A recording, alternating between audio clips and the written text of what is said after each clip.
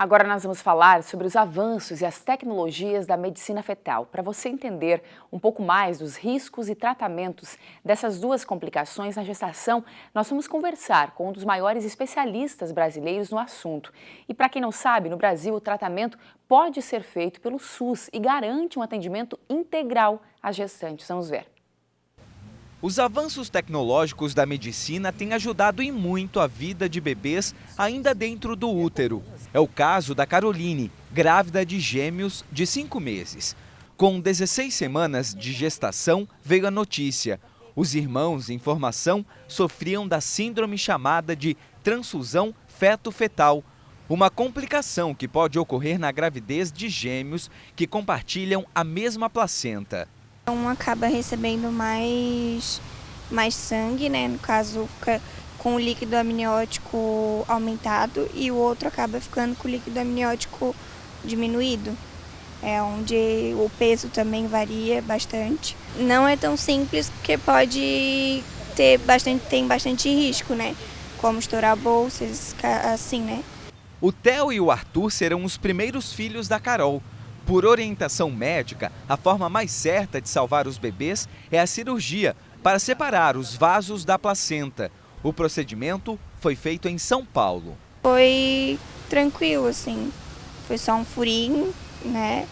Não teve reação nenhuma depois, sem dores. Segundo o médico especialista em medicina fetal, o tratamento consiste em uma intervenção cirúrgica minimamente invasiva. Na transfusão feto-fetal, existe um aumento de risco, principalmente do bebê receptor, apresentar algum problemazinho no coração que precise de tratamento depois. Esse problema acontece por causa da transfusão feto-fetal. E se o tratamento não for feito, ele vai agravar intraútero, né? Então, o tratamento intraútero impede que as crianças morram.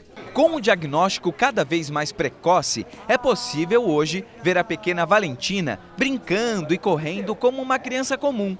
Mas a mãe Gabriela sabe bem todo o empenho que foi ao longo da gestação para que hoje ela pudesse andar. A pequena Valentina teve uma má formação na coluna chamada de mielomeningocele. O diagnóstico veio aos 5 meses de gestação da Gabriela. Como a gente tinha esse conhecimento antes, foi um choque bem grande, assim. Porque a gente ficou praticamente uma semana, assim, ó, pensando, como vai ser, porque daí a gente pesquisa sobre a doença e é uma doença severa. Se a criança nasce com a mielo, ela é uma doença severa, então são muitas sequelas. O Dr. Fábio diz que a medicina, aliada à tecnologia, permitem corrigir o defeito congênito. Segundo ele, existem alguns tipos de cirurgia para a mielomeningocele. Existem estudos mundiais que mostram que as crianças que são com mielomeningocele que são operadas intraútero têm menos sequelas neurológicas do que aquelas que são operadas após o nascimento. Existem várias técnicas para corrigir uma mielomeningocele intraútero. Até o momento, o que tem se demonstrado mais eficaz são as cirurgias abertas, né?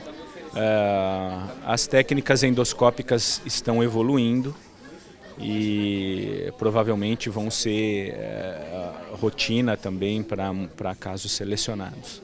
Hoje a pequena Valentina tem uma rotina normal. E ela usa a botinha, ela tem pouca sensibilidade nos pés, porém ela poderia perder os movimentos, então para nós é um ganho muito grande, sim.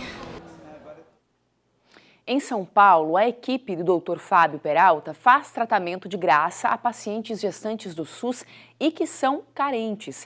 Famílias que precisam de ajuda tanto para a síndrome de transfusão feto-fetal ou então para a mielomeningocele podem ligar para o 011 97081 2129 ou então fazer contato por e-mail gestar@gestarcmf.com.br.